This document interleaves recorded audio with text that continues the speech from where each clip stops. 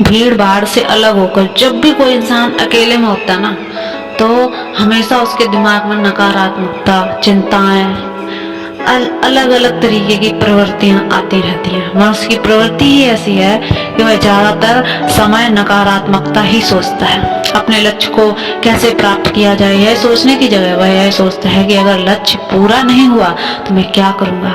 और इसी प्रकार की नकारात्मक विचारधारा के कारण जीवन भर डर डर के जीता रहता है।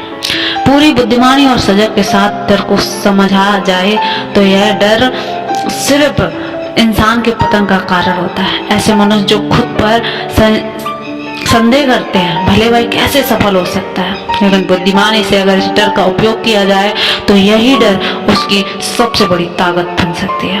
काश केवल एक बार उसने खुद पर विश्वास किया होता तो उसे मालूम होता कि वह डर में ही उसकी ताकत का रहस्य छुपा है। यह कहकर सन्यासी चुप हो गया और चुपचाप कदमों पर ध्यान लगाते हुए जंगली घास पे आगे बढ़ने लगा। संध्या का समय था। सन्यासी और एक लकड़हारा जंगल से होकर गांव की तरफ निकल रहे थे। सन्यासी के यह शब्द लकड़हारा को कुछ समय में नहीं आ रहे थे। वह सोच रहा था कि डर में ताकत कैसे हो सकती है। डर तो आदमी को कमजोर बनाता है। मन की उत्सुकता को जब वह काबू ना कर सके तो उसने सन्यासी से पूछ ही लिया जाके, महात्मा आप ये क्या कह रहे हो? डर में ताकत होती है? डर तो आदमी को कमजोर बनाता है, तो डर में भला ताकत कैसे हो सकती है? सन्यासी बोले कि आप नहीं समझ रहे हो कि मैं किस बारे में बात कर रहा हूँ। आप अलग समझ रहे हो। लकड़हारा अपनी बात पूरी कर पाता उसने पहले की एक शेर की धार सुनाई थी।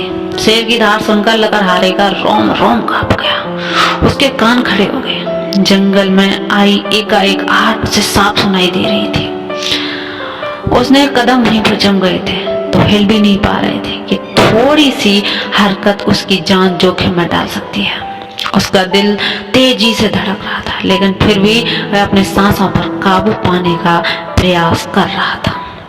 कुछ देर बाद खतरा टल गया तो सन्यासी ने कहा शुरू किया। सन्यासी ने कहा अभी जब तुम डरे हुए थे तो तुम्हारा शरीर का रोम रोम जाग गया था। जंगल से जो आहट छोटी सी भी आ रही थी तुम्हारा ध्यान लगा हुआ था, तो इस प्रकार अपने मन के डर के कारण तुम होश में आ पाए, तो तुम पूरे ध्यान लगा पाए।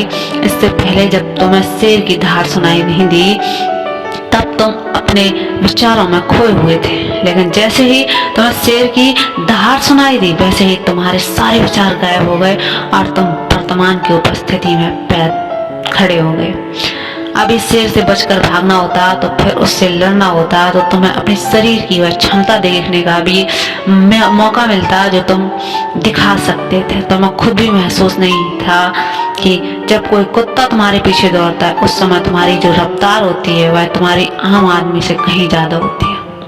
साधारण जीवन में तुम इतनी तेज नहीं दौड़ पाओगे जितना कि एक कुत्ते के सामने दौड़ पाओगे। यह ताकत या कहें कि हमारे शरीर की क्षमता तभी देखने को मिलती है जब हमारा मन डरा हुआ होता है।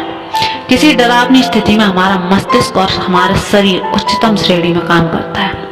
जो काम तुम आम जिंदगी में नहीं कर पाते वह तुम्हारे डर करवा देता है। जहाँ पर तुम्हें डर का एहसास होता है वहीं तुम्हारी इंद्रियां पूर्ण रूप से सक्रिय हो जाती है। तुम्हारे कानों की सुनने की क्षमता तेज हो जाती है, दृष्टि एकटक हो जाती है, पूरी सजग हो जाती है, सक्रियता बढ़ जाती है और जैसे जैसे वह डर खत्म होता है वैसे वैसे तुम सुस्त अवस्था में चले जाते हो। तुम सो जाते हो और तुम्हारी इंद्रियां फिर से आराम की स्थिति में चली जाती हैं। सन्यासी ने लकड़हारे से कहना जारी रखा कि परीक्षा के एक दिन पहले जो याद करते हो जो तुम्हारी गति होती है वह साधारण याद करने की क्षमता से कहीं तेज होती है। सिर्फ एक बार याद किया हुआ तो परीक्षा के समय याद रहता है और तुम जानते हो कि जब परीक्षा की डर से ही होता है। इसलिए डर को दूर करने की जगह इंसान को यह सोचना चाहिए कि वह अपने डर को ताकत कैसे बनाए। जिस प्रकार सुख और दुख, प्रकाश और अंधेरे एक ही सिक्के के दो पहलू होते हैं, इसी प्रकार डर और ताकत भी एक ही सिक्के के दो पहलू हैं। जिस प्रकार रोशनी के बिना अंधेरा पूर्ण नहीं होता, सुख के बिना दुख की पूर्ति नहीं होती, उसी प्रकार डर के बिना ताकत भी कोई महत्व नहीं है। लकड़हारा सन्यासी ज्ञान से बहुत प्रभावित हुआ, उनके चरणों में नतमस्तक हो गया। फिर पूछा, महात्मा, अंधेरे को तो दिया जलाकर रोशनी से भरा जा सकता है, तो अपने डर को ताकत में कैसे बदलें, इसके कोई उपाय बताइए। इस पर सन्यासी ने कहा, डर दो प्रकार के होते हैं, सबसे पहले मानसिक डर और दूसरा होता है शारीरिक डर। सन्यासी ने लकड़हारे को समझाते हुए कहना शुरू कर दिया कि मान लो तुम्हें जंगल से होकर गुजरना है और अचानक तुम पाते हो कि तुम्हारे मन में शेर का ख्याल आ गया। अभी तक शेर तुम्हारे सामने आया नहीं है, उसकी दहाड़ सुनाई थी, मतलब दूर दूर तक कोई अंदेशा नहीं था कि जंगल में शेर मौजूद है, लेकिन शेर का ख्याल आने से तुम्हारे मन में एक डर बना गया।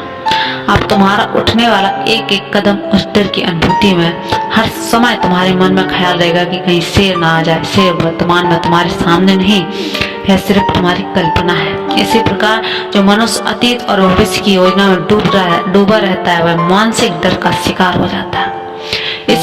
इसी कारण वह अपने जीवन में जीतने का निर्णय नहीं ले पाता है। वह सारे मानसिक डर से लिए होते हैं, जिसके मनुष्य पूर्ण रूप से अपने निर्णय पर भरोसा नहीं कर पाता है।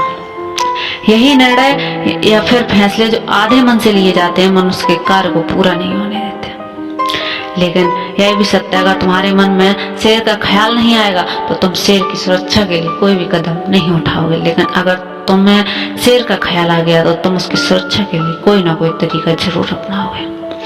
इसलिए मानसिक डर बेकार नहीं होता, आपकी सुरक्षा और ज्यादा भी मजबूत करता है। लेकिन समस्या तब शुरू होती है जब आप चाहकर भी कुछ नहीं कर सकते, उसके बावजूद आप मान से डर झेल कर होते हैं।